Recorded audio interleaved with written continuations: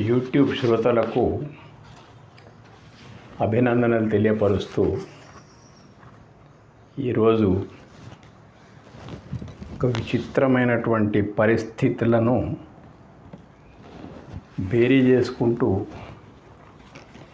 మీ ముందు ఒక వీడియో ఉంచదలుచుకున్నాం. ఈనాటి అంశం ఏంటిది అని అంటే, దాపురిస్తున్న దానవుల దమనకాండ. దాపురిస్తున్న అంటే దాపురిస్తుంటుంది, ఆవహిస్తున్నది అన్నట్టు. దాపురిస్తున్న దానవుల దమనకాండ.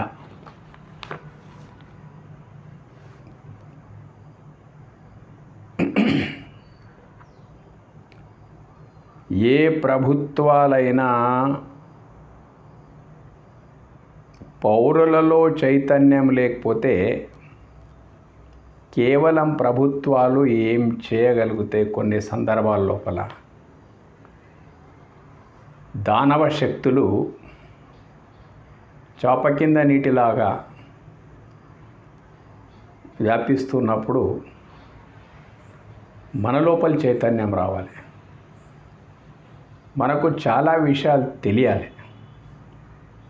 మానవుని యొక్క బ్రతుకు తన కొరకు, ఖచ్చితంగా తన స్వార్థం కొరకు ఉంటూ మానవుడైనటువంటి వాడు ఏ దేశంలో తాను ఉంటున్నాడో ఆ దేశం కొరకు, అదేవిధంగా ఏది సత్యమైనటువంటి శుద్ధమైనటువంటి ధర్మం ఉన్నదో ఆ ధర్మం కొరకు, స్వార్థం తన కొరకు, దేశం కొరకు, ధర్మం కొరకు. ఈ మూడు ఎట్లా ఉన్నాయంటే, ముక్కాలి పీట ఉంటుంది. ముక్కాలి పీట అంటే ఇప్పుడు ధాన్యపు రాసులీసులు పట్టే ముందు అక్కడ పొలాల దగ్గర ఉండేవాడు ముక్కాలి పీట అంటారు దానికి. మొత్తం మీద ఏ ఒక్క కాలు లేకపోతే పీట నిలవదాలదు. మానవుని యొక్క ఆలోచన విధానం, ప్రతి ఒక్క వ్యక్తి యొక్క ఆలోచన విధానం దేశం కోసం, ధర్మం కోసం కూడా ఖచ్చితంగా ఉండి తీరాలన్నట్టు. స్వార్థంతో పాటు, స్వార్థం అయితే ఎవరెవరికి నేర్పవలసిన అవసరం లేదు, జన్మతః వచ్చింది అది. కానీ దేశం కోసం, ధర్మం కోసం ఆలోచించవలసిన అవసరం చాలా ఉందన్నట్టు. ఈ రోజుల్లో వచ్చి పడ్డ చిక్కేంటిదంటే, ప్రతి ఒక్కడు చంద్రమండలం పోయి ఏం తెచ్చుకోవాలని తన కొరకే ఆలోచిస్తున్నాడు తప్ప ఆ దేశం కోసం, దేశం ఎటుపోతుంది, ఏమైపోతుంది, ప్రజాస్వామ్య ప్రభుత్వం, పెద్ద పెద్ద ప్రజాస్వామ్యం, అనేక మతాలు, సంప్రదాయాలు, భావజాలాలతో కూడుకున్నటువంటి దేశం.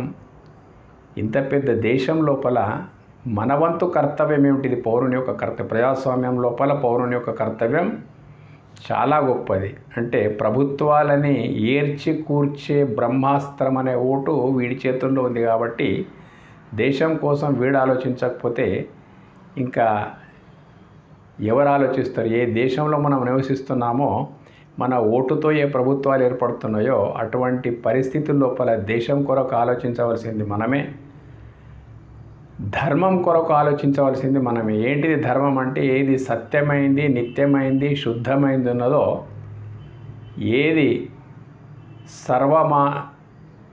సర్వమానవ సౌభ్రాతృత్వం అనేటువంటిది ఎక్కడైతుందో, వసుధైక కుటుంబ భావన ఎక్కడైతుందో, ఆ తర్వాత మహోన్నత మానవీయ విలువలతో కూడుకున్నది ఎక్కడైతుందో, మానవత్వము పరిఢవిల్లుతున్నటువంటిది ఏదైతుందో, ఇది ధర్మం అన్నట్టు. ఈ రకంగా నిజమైనటువంటి ధర్మం ఇదే. ఆ ధర్మం లోపల ఈ 3-4 లక్షణాలు ఉండాలి. వసుధైక కుటుంబ భావన, విశ్వమానవ సౌభ్రాతృత్వము, మహోన్నత మానవీయ విలువలు అనేటువంటి ఉన్నదే నిజమైనటువంటి ధర్మము. దాని కొరకు కూడా మనం పాటుపడాలి. ఇది జరుగుతున్నది ఏంటిదంటే, ఇక్కడ మీ అవగాహన పెంచుకొని కొంచెం వినాలన్నట్టు. నేనన్నదే దైవం నాకు వేదాలతోని శాస్త్రాలతోని సత్యంతోని ధర్మంతోని సంబంధం లేదు. నేనన్నదే దైవం, నేనన్నదే దేవుడు, నేను అనుకున్నట్టే దేవుడు. నేను విన్నదే వేదం, నా చెవులకు వినొస్తుంది, నేను వింటున్నాను. నేను అన్నదే దైవం, నేను విన్నదే వేదం, నేను చేసిందే శాసనం. ఏది నేను చేస్తానో అదే శాసనము, నేను చెప్పిందే ధర్మం, నేను ఆలోచించినదే సదాచారం, నా మాటే నీతి, నా తత్వమే మానవత్వము, నా మార్గమే భక్తి మార్గము, నన్ను అనుసరించు వారికే స్వర్గము, వ్యతిరేకిస్తే నరకం. ఈ నా మార్గదర్శక సూత్రాలను తిరస్కరించే వారిని ముందు వస్తుంది. ఇంకోసారి వినండి. నేనన్నదే దైవము, నేను విన్నదే వేదము, నేను చేసిందే శాసనము, నేను చెప్పిందే ధర్మము, నేను ఆచరించేదే సదాచారము, నా మాటే నీతి, నా తత్వమే మానవత్వము, నా మార్గమే భక్తి మార్గము, నన్ను అనుసరించు వారికే స్వర్గము, వ్యతిరేకిస్తే నరకం. ఈ నా మార్గదర్శక సూత్రాలు ఇవి. వీటిని ఎవరైతే తిరస్కరిస్తారో, ఈ నా మార్గదర్శక సూత్రాలను తిరస్కరించే వారిని నరకండి, దోచుకోండి, దాచుకోండి, వారి స్త్రీలను చెరబట్టండి, అనుభవించండి. ఇలాంటి భయంకర భావజాలపూరిత వాతావరణం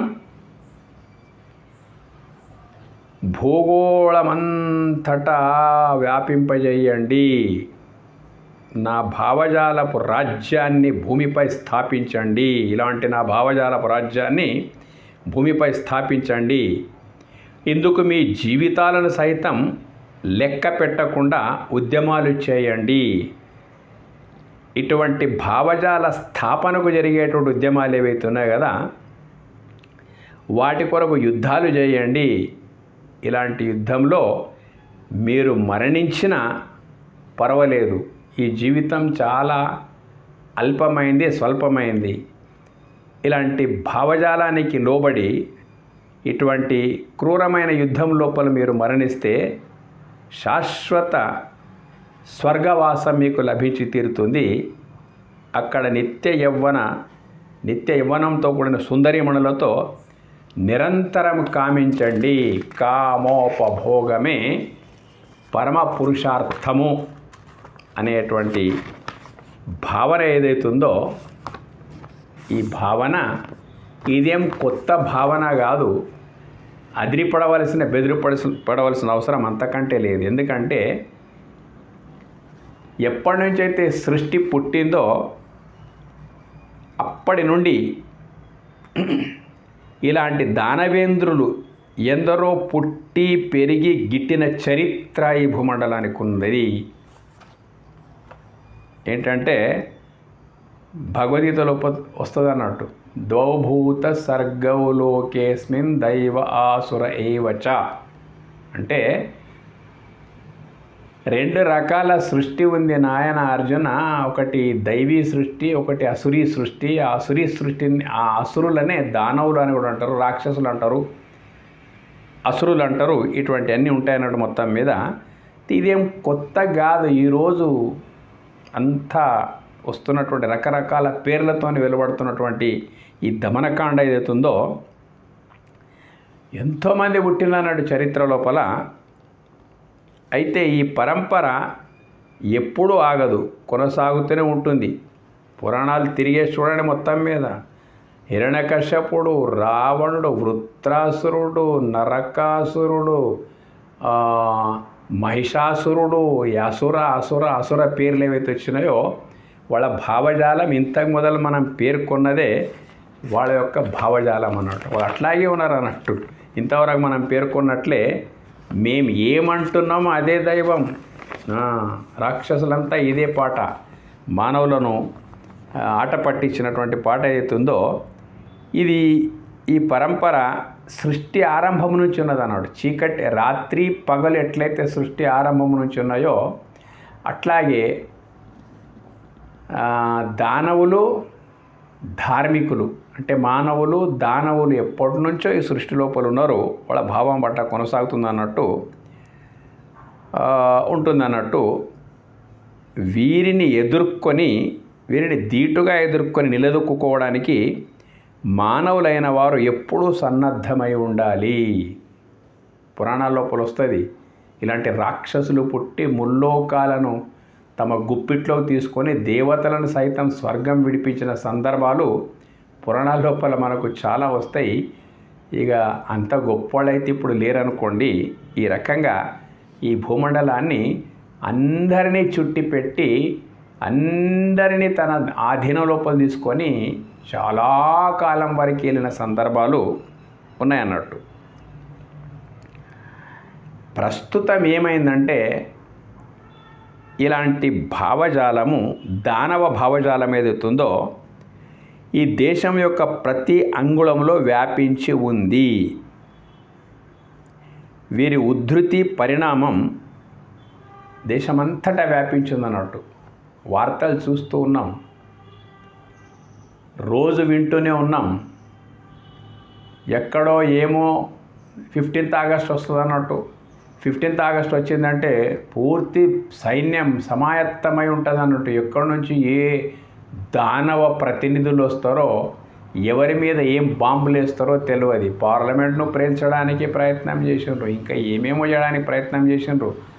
మొత్తం మీద ఇదంతా దానవుల యొక్క దమనకాండ. ప్రతిరోజు వింటూనే ఉంటాం అన్నట్టు. ఎన్నో బ్లాస్టింగ్స్ జరిగినాయి, ఏమో అయిపోయినాయి. ఆ తర్వాత ఇంకా కూడా మేము అది బ్లాస్ట్ చేస్తాము, ఇది బ్లాస్ట్ చేస్తాము భయపెడుతూనే ఉంటారు అన్నట్టు. మొత్తం మీద ఎక్కడ ఏమవుతుందో తెలియనటువంటి పరిస్థితి ప్రస్తుతం. ఇలాంటి దానవ భావజాలం ఏమైంది, ఈ దేశం యొక్క ప్రతి అంగుళంకు వ్యాపించిన, ఇంటర్నెట్ ఎట్లయితే వ్యాపించినదో ఇటువంటి దానవ భావజాలం ఏదైతుందో ఇది మొత్తం ప్రతి అంగుళం లోపల వ్యాపించి ఉన్నదన్నట్టు. వీరి ఉద్ధృతి పరిణామం మనకు తెలియకుండానే అనుభవం లోపలికి వస్తుంది. ఏమేమవుతుందో ఒకేసారి బయటపడుతుంది అన్నట్టు. మొత్తం మీద ఏమేమో మాట్లాడుతూ ఉంటారు. అంతర్యుద్ధం గురించి మాట్లాడుతూ ఉంటారు, బహిర్యుద్ధం గురించి మాట్లాడుతూ ఉంటారు, ఏమేమో అంటూ ఉంటారు వీళ్ళంతా. మొత్తం మీద మనకు తెలియకుండానే అనుభవం లోపల వస్తుంది. ఎదిరించకపోతే, దీన్ని మనం గనక ఎదిరించకపోతే చూడండి, ధర్మము మనది సనాతన వైదిక సంస్కృతి. ఇందులోపల సంపూర్ణమైనటువంటి మానవీయత ఉంది, విశ్వమానవ సౌభ్రాతృత్వం ఉంది, వసుధైక కుటుంబ భావన ఉంది, మహోన్నత మానవీయ విలువలున్నాయి. వాడు దుర్మార్గానికి తెగబడినటువంటి వాడు ఆ దుర్మార్గం ప్రాతిపాదికనే వాడిని చూడాలనేటువంటిది మనకు చెప్తా ఉంది. వాడు వైదికుడు కాడా, వాడు సనాతనుడు కాడా అనేటువంటి ప్రసక్తి లేదన్నట్టు మనకు. ఎందుకు లేదంటే మన దగ్గర ఉండేటువంటిది ఎంత అద్భుతంగా ఉందంటే, భగవద్గీత లోపల వస్తే 4వ అధ్యాయంలో పరిత్రాణాయ సాధూనాం వినాశాయ చ దుష్కృతాం. అవతారాలు ఎందుకు వస్తాయి? సాత్వికులు, మానవీయ విలువలకు కట్టుబడినటువంటి వాళ్ళు, పరోపకార పరాయణులైనటువంటి వాళ్ళు, మంచి తప్ప చెడు అసలే తెలియనటువంటి వాళ్ళు సాధువులు. వీళ్ళకి ఎప్పుడూ ఇబ్బంది పెడతా ఉండేటువంటి వాళ్ళు ఎవరప్ప? పరిత్రాణాయ సాధూనాం వినాశాయ చ దుష్కృతాం. దుష్కృత్యాలకు పాల్పడేటువంటి దుర్మార్గులు నిష్కారణంగా ఇలాంటి సాధు సజ్జనులను ఇబ్బంది పెడతా ఉంటారు. ఎందుకంటే వాళ్లకు ఈ సత్యము, ధర్మము ఇదంతా ఏమీ ఉండదు. అటువంటి సమయాల లోపల నేను ధర్మాన్ని స్థాపించడం అంటే ఏంటిదబ్బా అంటే, సాధు సజ్జనుల పైన దౌర్జన్యం చేసేటువంటి వాళ్ళని హతమార్చడమే ధర్మ సంస్థాపన. ఇది మనము రామాయణ లోపలికి వెళ్ళిపోతే చూడండి, చాలా జ్ఞాపకం ఉంచుకోవాల్సిన విషయము. అత్రి మహర్షి ఆశ్రమానికి సీతారాములు మొట్టమొదల రాత్రి అక్కడ ఆవాసం చేస్తే అత్రి మహర్షి కూర్చోబెట్టుకొని చెప్తాడు, శ్రీరామ, నువ్వు చిన్న వయస్కుడవు, జాగ్రత్త నాయన. రావణుడు వదిలినటువంటి 14,000 మంది ముష్కరులు, దానవ వీరులు, దుర్మార్గానికి ఒడిగట్టేటువంటి వాళ్ళు ఎవరైతే ఉన్నారో ఈ అడవుల లోపల చాలా ఉన్నారు రామ అంటే, అప్పుడు రాముడు ఏమంటాడు, మహర్షి గారు, అత్రి మహర్షి గారు, మీరు మాకు గురుతుల్యులు. ఈ విషయము కూలంకషంగా మేము విశ్వామిత్రుని కోరిక మేరకు అక్కడ యజ్ఞానికి విఘ్నం కల్పిస్తున్నటువంటి తాటకి లాంటి రాక్షసి ఎవరైతే స్త్రీలు ఉండరో వాళ్ళని హతమార్చినందు కొరకు మేము పోయినప్పుడు ఆ కుప్పలుగా పడి ఉన్నటువంటి ఎముకల కుప్పలు ఏమిటి అని నేను విశ్వామిత్రుడిని ప్రశ్నిస్తే, శ్రీరామ, ఇదంతా సజ్జనులు, సాత్వికులు, తపోనిష్ఠా గరిష్ఠులు, ఎవరికి హాని తలపెట్టనటువంటి వారు చేస్తే లోక కళ్యాణం కొరికే వేదోక్త కర్మానుష్ఠానంకు కట్టుబడి కుటుంబ సమేతంగా, శిష్య సమేతంగా ఉండేటువంటి ఆశ్రమాలు వేలాదిగా ఉన్నాయి అరణ్యం లోపల. అన్నిటికీ రాజపోషణ ఉంది. కానీ 14,000 మంది ఉన్నారు, ఒక్కడు కాదు, రెండు కాదు. అడవి లోపల ఎక్కడ ఎవరిని కూర్చొనివ్వరు, లేవనియరు. ఈ రకంగా అందరిని హతమార్చినటువంటి ఎముకలను ఆయన ఇవన్నీ. అప్పుడు రామునికి రోషం పుట్టుకొని వస్తుంది. ఎప్పుడా ఈ అడవి లోపలికి వచ్చేసి వీళ్ళందరినీ సంహారం చేయాలనేటువంటి ఉత్సుకత ఉంటుంది. అత్రి మహర్షి చెప్తాడు అన్నట్టు అక్కడ. ఆ రకంగా ఇది కొత్తేమీ కాదు. దానవ భావజాలం అనేటువంటిది అది అట్లాగే ఉంటుంది అన్నట్టు. వాళ్ళు అన్నదే వేదంగా వాళ్ళు రాజ్యం వెళ్తూ ఉంటారు మొత్తం మీద. ఈ రకంగా సొంత కొడుకును సైతం లెక్క పెట్టకుండా నా భావజాలానికి కట్టుబడి ఉండకపోతే నిన్ను నరికేస్తా, చంపేస్తా, చీరేస్తా అన్నటువంటి వాడు హిరణ్యకశ్యపుడు. ఏమన్నదప్ప ఇద్దరి మధ్య ఘర్షణ ఇది కొనసాగుతూనే వస్తుంది. ఈరోజు కూడా అదే ఉంది. కొన్ని వందల సంవత్సరాల క్రితం స్థాపితమైనటువంటి పరిస్థితులు ఏవైతున్నాయో ఇట్లాగే ఉందన్నట్టు. భావజాలం యొక్క సంఘర్షణ ప్రహ్లాదునికి, హిరణ్యకశ్యపునికి తప్ప మరొకటి ఏమీ లేదన్నట్టు. ఏంటిదా భావజాలం అంటే, నేనన్నదే ఇంతకుముందు చెప్పేసినాం కదా మనము. ఏమన్నాము? హిరణ్యకశ్యపుని వాదన ఇదే ఉందన్నట్టు మొత్తం మీద. ఏంటిదా వాదన? నేను అన్నదే దైవము, నేను విన్నదే వేదము, నేను చేసిందే శాసనము, నేను చెప్పిందే ధర్మం. కాబట్టి నా ధర్మం రాక్షస ధర్మము, దానికి నీవు వత్తాసు పలకాలే. నీవు నా అడుగుజాడల లోపల నడవాలి, నా భావజాలంకి నువ్వు కట్టుబడి ఉండాలి. లేకపోతే నిన్ను దేనికైనా సిద్ధమే, నిన్ను చంపడానికి కూడా సిద్ధమే అని చెప్పేసి చూసినట్టు చరిత్రలు ఉన్నాయి. ఈ రకంగా ఈ యొక్క ఉద్ధృతి పరిణామము మనకు తెలియకుండానే నడుస్తూ ఉంది, అనుభవం లోపలికి వస్తూ ఉంది. అది ఎప్పుడూ ఆగదన్నట్టు. ఎప్పుడూ దానవుల యొక్క దమనకాండ కొనసాగుతూనే ఉంటుంది మొత్తం మీద.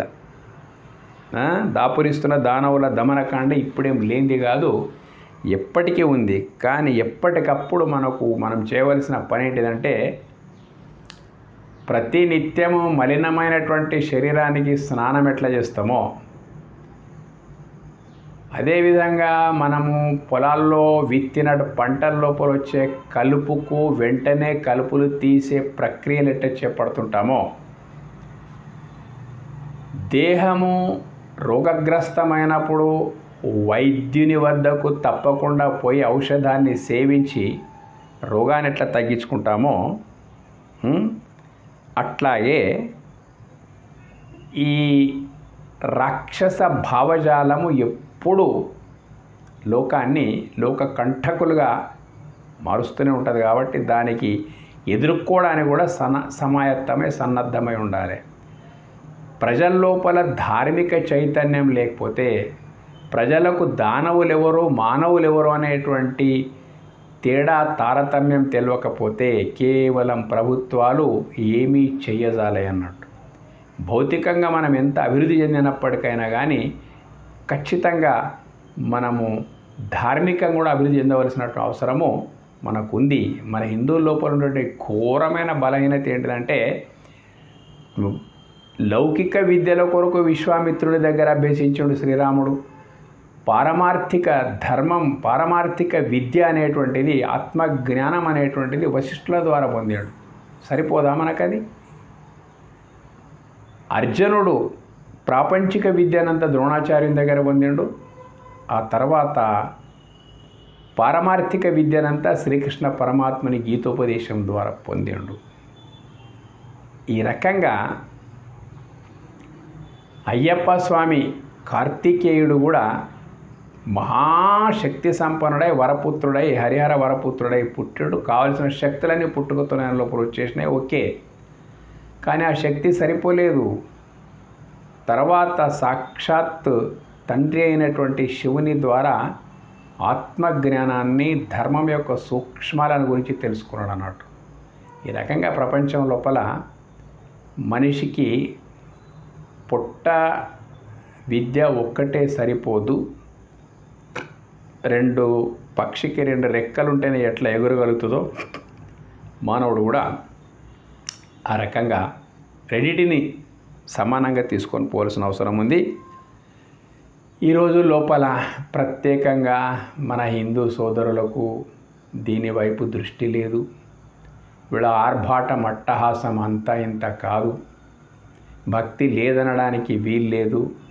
కానీ భక్తి దేన్ని అనుకుంటున్నారో ఆ విషయమే కొంత ఆలోచించాలన్నట్టు. ఆర్భాటాలు, అట్టహాసాలు, ఏంటిది ఆవేశాలు, జోష్ సరిపోదు. హోష్ కూడా కావాలి. హోష్ అంటే మన ఋషి పరంపర ద్వారా మనకు సంక్రమించినటువంటి జ్ఞానం ఏదైతుందో అందులోపల కూడా మనం ప్రవేశించి తీరాలి.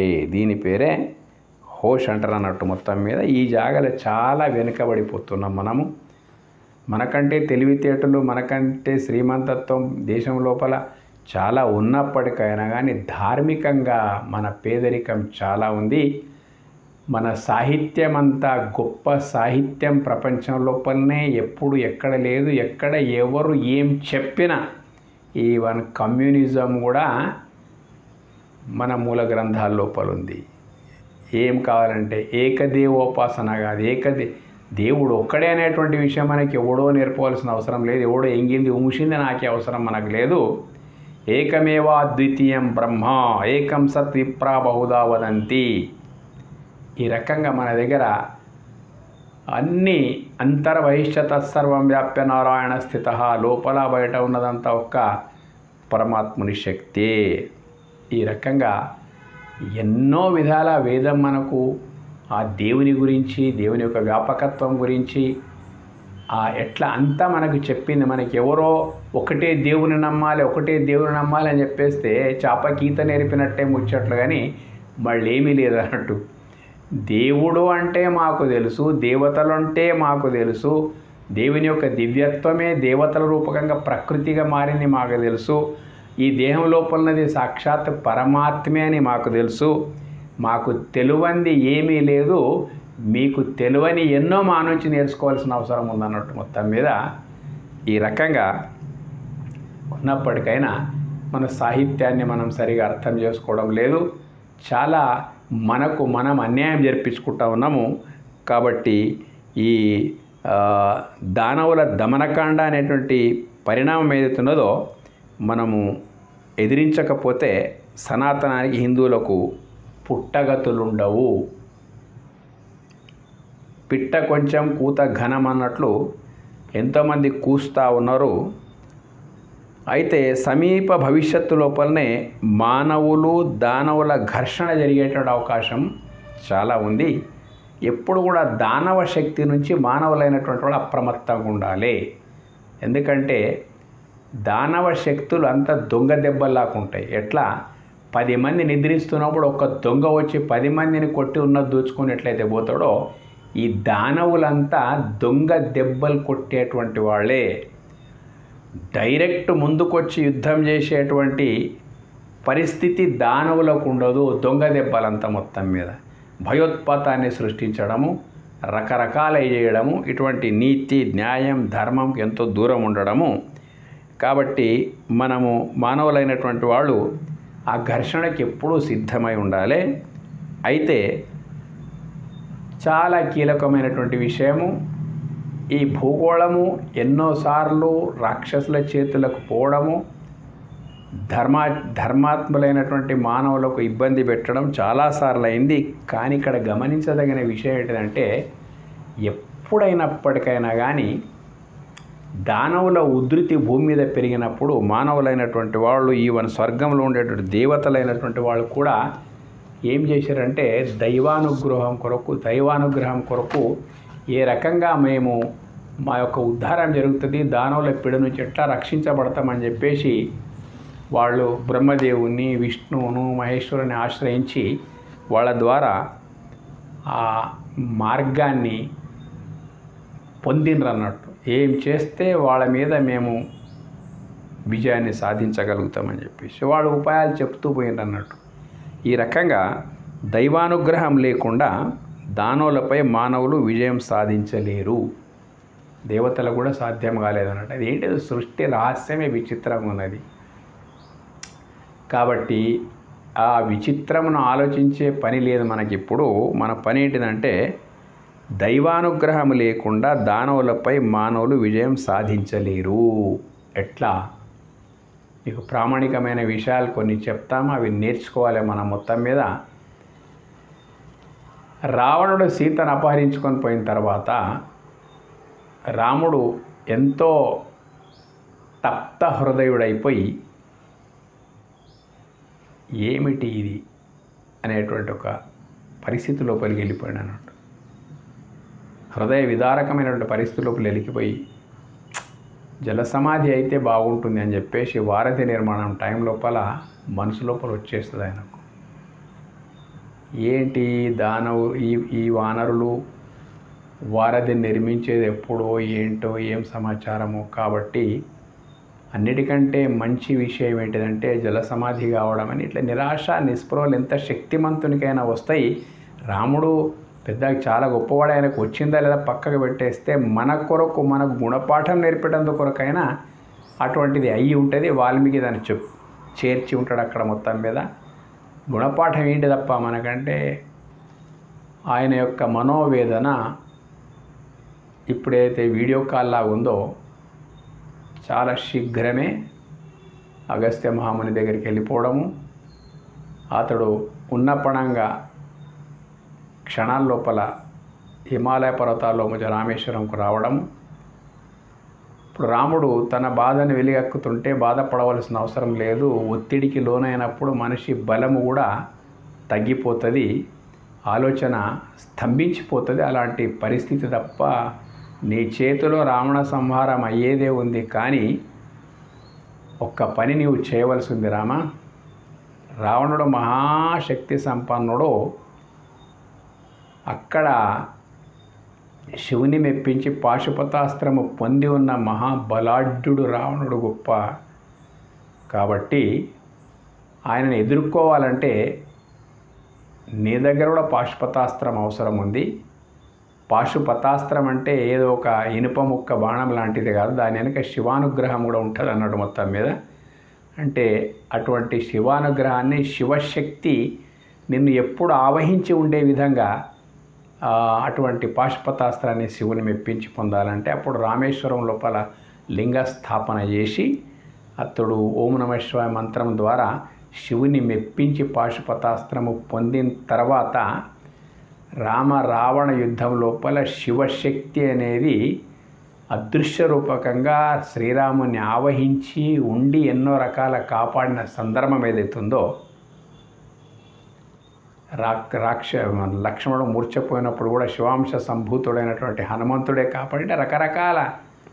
సారాంశం ఏమన్నదంటే దైవానుగ్రహం లేకుండా అన్నీ అయిన తర్వాత రావణుని సంహారం శ్రీరాముడు చేయగలిగాడు. ఇది ఒక మహామంత్ర బీజాక్షరయుక్త మహామంత్ర జపము ద్వారా ఎంత గొప్ప శక్తి వచ్చిందో మనకు రామాయణ విజయము వెనక అగస్త్య మహర్షి సూచించినటువంటి మహామంత్రం యొక్క శక్తి, తద్వారా లభించినటువంటి పాశుపతాస్త్రం యొక్క వైభవము రామాయణం లోపల విజయానికి ఒక సూత్రం అయిపోయింది అన్నట్టు. అదేవిధంగా మహాభారతం లోపలికి వచ్చేస్తే కూడా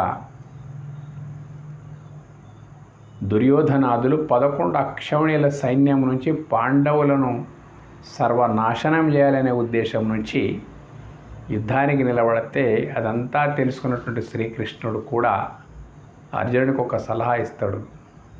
అర్జున, వనవాస కాలం లోపలనే అర్జున వచ్చి తిరిగి యుద్ధం చేసి రాజ్యం పొందాలి, అంత సులభంగా మాట కట్టుబడి వదిలేటువంటి వాళ్ళు కారు దుర్యోధనాదులు. ఇప్పుడు నీకున్నటువంటి శక్తి సరిపోదు. మీరు వనవాసం పోయిన తర్వాత అక్కడ కౌరవులు అందరి రాజులను వాళ్ళు సన్నిహితం చేసుకున్నారు. చాలామంది ఆ పక్షం లోపలనే ఉండే విధంగా ఉన్నారు, శక్తిమంతులైనటువంటి వాళ్ళు. కాబట్టి ఇప్పుడు నీకున్న శక్తి సరిపోదు. మరి మీరున్నారు కదా శ్రీకృష్ణ అంటే, నేనున్నాను, నేను ఖచ్చితంగా ఉంటాను, కానీ ఒక్క మాట విను. ఘోరమైనటువంటి క్రూరమైనటువంటి శత్రువులపైన విజయం సాధించాలంటే శివానుగ్రహం తప్పకుండా అవసరం ఉంటుంది. కాబట్టి నేను ఉన్నప్పటికైనా నేను సూచిస్తున్నాను కాబట్టి నువ్వు వినాలే. పోయి ఇంద్రకీలాద్రి పర్వతం మీద ఉండి మహామంత్రం శివమంత్రం నుంచి ఆ శివుని మెప్పించి పాశుపతాస్త్రాన్ని నువ్వు పొందు. అట్లా పొందితే ఖచ్చితంగా విజయం సాధించగలుగుతాను అంటే ఆ పని కూడా అర్జునుడు చేయడము, ఆ శివశక్తి అనేటువంటిది అదృశ్య రూపకంగా మొత్తం 18 రోజులు శ్రీకృష్ణార్జునుల యొక్క రథానికి ఆవహించి ఉండడం ఏదైతుందో మనకు భారతం లోపలి తెలిసి వస్తూ ఉంటుంది. కాబట్టి దుర్మార్గుల యొక్క ఉధృతి పెరిగినప్పుడు వాళ్ళని ఎదుర్కొనేటందుకు కొరకు అమోఘమైనటువంటి శక్తి అవసరం ఉందన్నట్టు. అటువంటి శక్తిని సంపాదించాలంటే తప్పకుండా మనము దైవానుగ్రహానికి నోచుకోవాలి. ఇప్పుడు ఇక్కడ ఏముందంటే భగవద్గీత లోపల కూడా 11వ అధ్యాయం లోపల 36వ శ్లోకం వస్తుంది అన్నట్టు. 11వ అధ్యాయం లోపల 36వ శ్లోకము ఏమొస్తుంది అక్కడ అంటే, స్థానే హృషికేశ తవ ప్రకీర్త్య జగత్ప్రహృష్యత్యనురజ్యతే చ రక్షాంసి భీతాని దిశో ద్రవంతి సర్వే నమస్యంతి చ సిద్ధ సంఘాః అంటాడు. ఇది అర్జునుడు అన్న శ్లోకం. ఇది 11వ అధ్యాయం. విశ్వరూప సందర్శనం, త్రికాలాలు ఒక్క దగ్గర తెచ్చి చూపిస్తూ ఉంటాడు శ్రీకృష్ణుడు ఎవరికి, అర్జునునికి. ఆ దర్శనం లోపల ఆయనకంతా యుద్ధం కాక పూర్వమే యుద్ధమై ఘోరమైనటువంటి తదనంతర పరిణామాలంతా భవిష్యత్తును కళ్ళగట్టినట్లు శ్రీకృష్ణుడు మనకు ఆ అర్జునుడికి చూపిస్తూ ఉంటాడు. అదంతా చూసిన తర్వాత అర్జునుడికి ఒక అపారమైనటువంటి విశ్వాసం కలిగి ఏమంటాడు అర్జునుడు అంటే, అబ్బా నీ మహిమ చాలా గొప్పది కృష్ణ, నేనేం చెప్పాలి అసలు మొత్తం మీద. స్థానే హృషికేశ తవ ప్రకీర్తి అంటాడు అన్నట్టు. అంటే జగత్ప్రహృష్యతి అనురజ్యతే చ రక్షాంసి భీతాని దిశో ద్రవంతి సర్వే నమస్యంతి చ సిద్ధ సంఘః అంటాడు అన్నట్టు. అంటే అర్థం ఏంటిదంటే, హృషికేశ కృష్ణుని యొక్క పేరు, నీ నామస్మరణచే అంటే నీ నామాన్ని ఎవరైతే స్మరిస్తూ ఉన్నారో, ఎక్కడైతే స్మరిస్తూ ఉన్నారో నీ మహిమను లెస్సగా కొనియాడ చేత. అంటే ఒకటి నామస్మరణ, రెండోది సత్సంగం. సత్సంగం లోపలంతా భజన కీర్తన ప్రవచనాల లోపల ఏముంటుందంటే భగవంతుని యొక్క మహిమనే కొనియాడడం అనేది జరుగుతూ ఉంటుంది అన్నట్టు. కాబట్టి నీ నామమును ఉచ్చరించుట చేత, నీ మహిమను లెస్సగా కొనియాడ చేత ఏ సమాజం లోపల ఏ వ్యక్తి అయితే, దేశమంటే మట్టి కాదు, దేశమంటే మనుషులు, ఏ వ్యక్తి అయితే నీ నామాన్ని స్మరిస్తాడో, నీ యొక్క మహిమను లెస్సగా సాహిత్యం ద్వారా గ్రంథాల ద్వారా తెలుసుకుంటాడో, లెస్సగా ఉచ్చరించుట చేత కొనియాడుట చేత లోకము మిగిల సంతసించుచున్నది. లోకానికి నిజమైన సంతోషం ప్రాప్తించాలంటే నీ మహిమ యొక్క కొనియాడము, నీ నామాన్ని స్మరించడం ఏదైతుందో ఖచ్చితంగా ఇవి రెండు ఉన్న దగ్గర లోకానికి సంతోషమే సంతోషం ఉంటుంది. కాబట్టి అది నాకు ప్రత్యక్షంగా కనిపిస్తున్నది. కృష్ణ మిగిల సంతసించున్నది, లోకము మిక్కిలి ప్రీతిని పొందుతున్నది. అంటే ఒక ప్రీతికరమైనటువంటి జీవన విధానం ఉండాలంటే దీంట్లోపలనే ఉన్నది. రెండు ప్రయోజనాలు అయిపోయి ఏంటిదంటే నీ నామమును ఉచ్చరించడం, మహిమను లెస్స కొనియాడ చేత లోకము బాగా సంతోషపడతా ఉన్నది, మిక్కిలి ప్రీతిని కూడా పొందుతూ ఉన్నది. ఆ తర్వాత ఇంకా రెండు ప్రయోజనాలు ఉన్నాయన్నట్టు. రక్షాంసి భీతాని దిశోద్రవంతి. నీ నామస్మరణ, నీ మహిమ లెస్స కొనియాడడం చేత ఏమైపోయింది మొత్తము, రాక్షసులు భయపడిన వారై దిగంతములకు పరిగెడుచున్నారు. అంటే వాళ్ళ శక్తులు ఎక్కడి నుంచి వచ్చినా అక్కడికే మళ్ళీ వెళ్ళిపోతూ ఉన్నారు, భయపడిపోతూ ఉన్నారు. నీ నామస్మరణ లోపల అంత గొప్ప శక్తి ఉన్న రాక్షసులు కూడా దిగంతాల కంటే పరిగెడుతూ ఉన్నారు. దిగంతాలంటే పాతాళం కొని అర్థం అన్నట్టు. దిగంతంలో పరిగెడుచున్నారు. సిద్ధ సమూహములు అంటే నీ కోరికలు తీర్చినందుకు కొరకు ఉండేటువంటి సిద్ధులు ఏవైతున్నాయి కదా, ఆ సిద్ధ సమూహములన్నీ కూడా రాక్షస సంహారం కొరకు కావలసినటువంటి సహాయ సహకారాలు అందిస్తూ ఉన్నాయి, మీకు నమస్కరించుచున్నవి. అంటే ఎక్కడ నామస్మరణ జరుగుతుందో అక్కడ సిద్ధులు వచ్చి ఎవరు నామస్మరణ చేస్తూ ఉంటారో వాళ్ళకు కావాల్సిన సహాయ సహకారాలు అందించడం కొరకు సిద్ధ సమూహాలన్నీ నమస్కరించి నిలబడతాయి. కాబట్టి నమస్కరించున్నవి.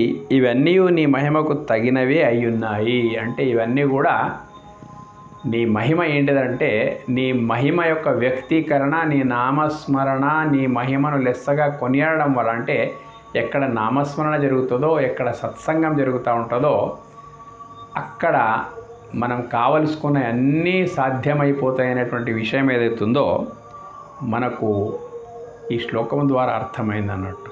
మహాభారత యుద్ధం లోపల, మహాభారత యుద్ధం అంటే చాలా గొప్ప యుద్ధం. అంత పెద్ద సన్మార్గులు దుర్మార్గులకు ఇద్దరి మధ్య లోపల జరిగిన సంఘర్షణ ఏదైతుందో అది ఎక్కడ కూడా జరగలేదు మన చరిత్ర లోపల. అంత పెద్ద యుద్ధం లోపల జరిగినటువంటి గీతోపదేశం లోపల ఈ ఘట్టము ప్రాక్టికల్గా దాన్ని అనుభవించిన అర్జునుడు చెప్తా ఉన్నాడు. కాబట్టి అక్కడ అగస్త్యుడు శ్రీరామునికి చెప్తే శ్రీరాముడు చేసింది, ఇక్కడ శ్రీకృష్ణుడు అర్జునుడు చెప్తే అర్జునుడు చేసిండు. అర్జునుడు తన అనుభవాన్ని ఈ శ్లోకం లోపల వ్యక్తం చేస్తూ ఉన్నట్టు. మన కర్తవ్యం ఏమిటిది అనేటువంటి మాటకు వచ్చేస్తే, దానవులపైన విజయానికి అతి సులభమైనటువంటి సూత్రం ఉన్నదన్నట్టు. ఈ శ్లోకం ద్వారా మనకు అర్థమైంది.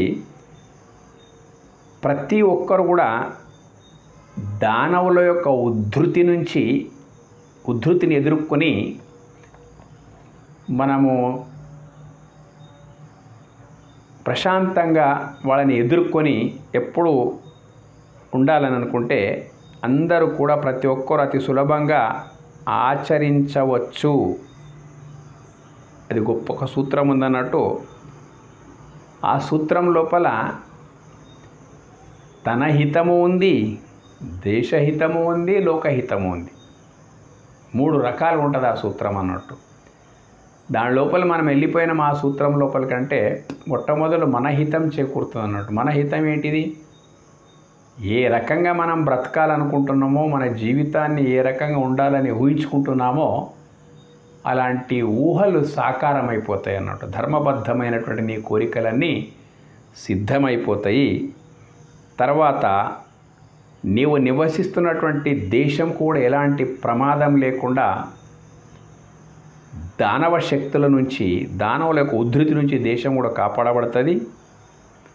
ఆ తర్వాత లోకానికి కూడా హితం జరుగుతుంది అన్నట్టు. ఏంటిది 5+5+5 ఇది సూత్రం అన్నట్టు. ఏంటిది 5+5+5 అంటే ఏంటిది సూత్రం అనే మాటకు వచ్చేస్తే, ప్రతినిత్యం నామస్మరణమా ఏదైతే ఉందో ఎప్పుడు సమయం దొరికితే అప్పుడు ఈ మొత్తము 120 కోట్ల హిందువులకు సంబంధించిన అంశం ఉన్నది. శక్తి అనేటువంటిది సమకూరేంత వరకు దానవ శక్తులు భయపడయి. నీ లోపల వాళ్ళ లోపల రాక్షస శక్తులు ఉంటే నీ లోపల దైవీ శక్తులు కావాలన్నాడు. దైవీ శక్తిని ఆవహించాలంటే 120 కోట్ల హిందువులు ఈరోజు ఏంటి తప్ప ఎప్పుడు మీకు వీలుంటే అప్పుడు దేవుని పైన విశ్వాసము, ప్రేమ, భక్తి 3 ఉండి సమయం ఎప్పుడు దొరుకుతప్పుడు ఏకాగ్ర చిత్తుడైపోయి ఎక్కడైనా ఒక ఆలయాలు ఉంటే ఆలయాలకు ఉండి, ఇంట్లోపల మంచి వ్యవస్థలు ఉంటే ఇంట్లో ఉండండి, పొలాలు ఉంటే పొలాల దగ్గరికి పోండి, ఆఫీసులు ఉంటే ఆఫీసు లోపలనే ప్రశాంతమైనటువంటి వాతావరణము ఉన్న దగ్గర ఎక్కడ ఎలాంటి పనులు చేస్తున్నా మన దగ్గర సమయం చాలా ఉంది, సద్వినియోగం చేసుకోవడం లేదు మనం. కాబట్టి నేను చెప్పబోయే సారాంశం ఏంటంటే, ఈ దేశం కాపాడబడాలి, దానవుల యొక్క ఉధృతి విధ్వంసం అయిపోవాలంటే 120 కోట్ల మంది భారతీయులు 15 నిమిషాల సమయం కేటాయించాలి. అందులోపల 5 నిమిషాలు మీ హితం కొరకు, మీ జీవితం సుభిక్షంగా ఉండేటందు కొరకు, మీరు అనుకున్నవన్నీ సిద్ధించేటందు కొరకు ఒక 5 నిమిషాలు జపం లోపల 5 నిమిషాల పుణ్యము మీ హితం కొరకు, ఇంకొక 5 నిమిషాలు దేశహితం కొరకు. దేశహితం ఇప్పుడు దేశం కొట్టిన 30 ఏముందంటే అంతర్గత రాక్షస శక్తులు ప్రతి అంగుళం లోపల వ్యాపించి ఉన్నాయన్నాడు. దానవ శక్తులు వాళ్ళు ఎప్పుడు ఎక్కడ ఏం చేస్తారో తెలియదు అన్నట్టు. రకరకాల పేర్ల నుంచి వాళ్ళకు ఇంగ్లీష్లో ఒక భాషలో మాట్లాడతారు, ఇంకా వాళ్ళ పేర్లన్నీ ఒక్కొక్క భాష లోపల ఒక్కొక్కటి ఉంటాయి అన్నట్టు. కానీ మొత్తానికి వాళ్ళకి ఒక్క మాటలు చెప్పాలంటే దానవులు, రాక్షసులు అనవచ్చు మనం మొత్తం మీద. వాళ్ళు ఎప్పుడు ఏం చేస్తారో దేశానికి తెలియదు. రాక్షసుల యొక్క ముఖ్య ఉద్దేశం అన్ని దేశాలను కొల్లగొట్టేసి అన్ని ప్రభుత్వాలను సర్వనాశనం పట్టించి ఈ భూమిపై ఎంత మొత్తం భూగోళంపై మా యొక్క దానవ భావజాలమే సుస్థిరమై ఉండాలనేటువంటి ఒక భావనతోనే వాళ్ళు ఉంటారు. ఆ రకంగా అటువంటి దాని కొరకు దేశం కొరకు ఒక 5 నిమిషాలు, నీ స్వంత కొరకు నీ హితం కొరకు 5 నిమిషాలు, ధర్మం కొరకు 5 నిమిషాలు. ధర్మం అనేటువంటిది ఉన్నప్పుడే దేశం నిలబడుతుంది. ధర్మము దేశము 2 ఉన్నప్పుడే వ్యక్తిగత జీవితం యొక్క ఆస్వాదన నీకు ఉండడానికి అవకాశం ఉన్నది. దాస్య శృంఖల లోపల నేను చెప్పింది వింటే విను, లేకపోతే నీకు నరకేస్తానేటువంటి రాజ్యాలు వచ్చినప్పుడు ఆ జీవితంకి ఏమైనా అర్థం ఉంటుందా? మీరే ఆలోచించి చెప్పండి. స్వతంత్రమైనటువంటి జీవితము, ధర్మబద్ధమైనటువంటి జీవితం నువ్వు గడపాలంటే ధర్మాన్ని నీవు అవగాహన లోపల తెచ్చుకొని ధర్మం తప్పకుండా బ్రతకడం నేర్చుకోవాలి. అలాంటి ధర్మం కొరకు 5 నిమిషాలు, దేశం దానవుల యొక్క ఉధృతి నుంచి రక్షింపబడాలి, దాని కొరకు 5 నిమిషాలు, నీ వ్యక్తిగత జీవితం. దేశం ధర్మం 2 కరెక్ట్ లేకపోతే నీ జీవితానికి ఏమీ ఉండదు. రాక్షసుల చెర లోపల చావవలసిందే. కాబట్టి 160 కోట్ల హిందువులు ఈ మంత్రాన్ని, ఏ మంత్రం అయితే రామాయణంలో పనిచేసిందో, ఏ మంత్రం అయితే మహాభారతంలో పనిచేసిందో ఆ మంత్రమే మనకు కూడా పనిచేస్తుంది. రామాయణం ఒక యుద్ధం, మహాభారతం ఒక యుద్ధం. ప్రస్తుతం మనమంతా యుద్ధం లోపలనే చిక్కుకొని ఉన్నాము. జీవితమే ఒక భయంకరమైన యుద్ధం, అది ఉంటుంది ఎట్లా కూడా.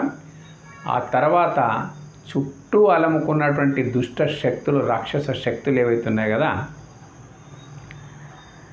ఇది కూడా ఒక యుద్ధరంగంగానే పరిగణించాలి. కాబట్టి రామాయణ మహాభారత యుద్ధం లోపల విజయానికి దోహదపడ్డటువంటి మార్గమే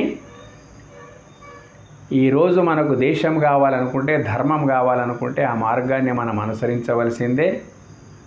అర్జునుడు, శ్రీరాముడు, కృష్ణుని సూచన మేరకు అర్జునుడు, అగస్త్యుని సూచన మేరకు శ్రీరాముడు ఈ రకంగా వాళ్ళు సాధించినటువంటి ఆ మంత్రమే కాకుండా ఎవరికి ఏ ఇష్టమైనటువంటి మంత్రం అయితే ఆ మంత్రాన్ని ఖచ్చితంగా సంకుల సామూహిక ధ్వనితో జపిస్తే అప్పుడు స్పందించేటువంటి దైవశక్తి దానవుల అంతం కొరకై ఏదో ఒక రూపం లోపల ధర్మ సంస్థాపనార్థాయ సంభవామి యుగే యుగే. యదా యదా హి ధర్మస్య గ్లానిర్భవతి భారత అభ్యుత్థానమధర్మస్య తదాత్మానం సృజామ్యహం. ఏదో ఒక రూపంగా ఎవరి లోపలనో వస్తాడు. ఉన్న మనిషి లోపలనే రావచ్చు, ఏమైనా కావచ్చు, ఎక్కడైనా కావచ్చు. కానీ ఇది ఏడిస్తేనే ఆ అమ్మ ఎట్లయితే అన్నం పెడుతుందో పాలిస్తుందో అదే రకంగా మన కర్తవ్యం కూడా ఉంది. భగవంతుని ప్రార్థించడం మనస్ఫూర్తిగా. వేరే మార్గం ఇప్పుడు మనకు ఏమీ లేదు. ఇది ప్రజాస్వామ్యం. అందరూ పోయి యుద్ధం చేయలేరు, అందరి చేతిలోపల అధికారం ఉండదు. కానీ రాజ్యము, రాజ్యభోగం అందరికీ అవసరం ఉంది. కాబట్టి పౌరులుగా మన వంతు పని మనం చేయాలి. సుమారు 120 కోట్ల 20 నుంచి 30 కోట్ల హిందువులు ఈ దేశం లోపల ఉన్నారు, ప్రపంచవ్యాప్తంగా ఉన్నారు. 150 కోట్ల వరకు అయిపోతారు మొత్తం హిందువులందరూ లెక్క పెట్టేస్తే. ప్రపంచవ్యాప్తంగా అందరికీ వర్తించేటువంటి సూత్రము. మా సూత్రం ఏంటిదంటే 24 గంటల లోపల ప్రతిరోజు 15 నిమిషాలు టైం తీసుకొని 5 నిమిషాలు సొంత కొరకు, 5 నిమిషాలు ధర్మం కొరకు, 5 నిమిషాలు దేశం కొరకు కట్టుదిట్టమైనటువంటి మనస్ఫూర్తి ప్రార్థన కనుక మీరు చేసినట్లయితే, మంత్ర జపం కనుక మీరు చేసినట్లయితే ఈ దేశం రక్షించబడుతుంది అనేటువంటి ఒక ఖచ్చితమైన విశ్వాసంతో ఈ విషయం మీకు చెప్తా ఉన్నాం. మనం ఇట్లాగే నిమ్మకు నీరెత్తినట్లు నిద్రపోతుంటే ఉర్దూలో ఒక మన గాఫిల్ కా మదద్ ఖుదా భీ నహీ కర్ సక్తా అంట. నువ్వు నిద్రపోతూ ఉంటే దేవుడు వచ్చి నీకు కావాలి చేస్తూ ఉండడు. ఎట్లయితే దాన్ని శిక్ష మనమే అనుభవించవలసి వస్తుందో, ఇదంతా దేవుని యొక్క వైభవానికి సంబంధించిన అంశము. మేము పెట్టేటువంటి వీడియోస్ జనరల్గా అందులో ఎక్కువ శాస్త్రాలు, పురాణాలు తక్కువనే వస్తూ ఉంటాయి. లైవ్ ఎక్కడైతే ప్రత్యక్షంగా మన ముందుండేటువంటి విషయాల గురించి ఎక్కువ మాట్లాడుతూ ఉంటాం. కాబట్టి ఇది మీకు నచ్చితే ఈ పొదటి అంశం ఏముంది మొత్తం మీద, ఈ పొదటి అంశం మాది. ఇది కనుక మీకు నచ్చితే సబ్స్క్రైబ్ చేయండి, ఇది వ్యాపింపజేయండి. చాలా సులభమైనటువంటి సూత్రం ఉంది. ఇది 15 నిమిషాలు ఆల్రెడీ చాలామంది చేస్తూ ఉంటారు. చేయనటువంటి వాళ్ళు చేయడానికి ప్రయత్నం చేయండి. మొత్తం మీద కొంచెం ఏకాగ్ర చిత్తం, ప్రేమ, విశ్వాసము ఉన్నదే నిజమైనటువంటి భక్తి. లేకపోతే అది భక్తి అనబడదు. దాపురిస్తున్న దానవుల దమనకాండను ప్రతిఘటించేటందుకు చెప్పినటువంటి విషయం ఉన్నది. ఎవరు దానవులు అనేది ఇంకొకసారి మీకు చెప్తా ఉంటా. నేనన్నదే దైవం, నేనన్నదే వేదం, నేను చేసిందే శాసనం, నేను చెప్పిందే ధర్మం, నేను ఆచరించినదే సదాచారము, నా మాటే నీతి, నా తత్వమే మానవత్వం, నా మార్గమే భక్తి మార్గం, నన్ను అనుసరించే వారికే స్వర్గం, వ్యతిరేకిస్తే నరకం. ఈ నా మార్గదర్శక సూత్రాలను తిరస్కరించే వారిని నరకండి, దోచుకోండి, దాచుకోండి, వారి స్త్రీలను చెరబట్టండి, అనుభవించండి. ఇలాంటి భయంకర భావజాల పూరిత వాతావరణం. దీనికే దానవుల యొక్క దమనకాండ అని అంటారు. ధన్యవాదాలు.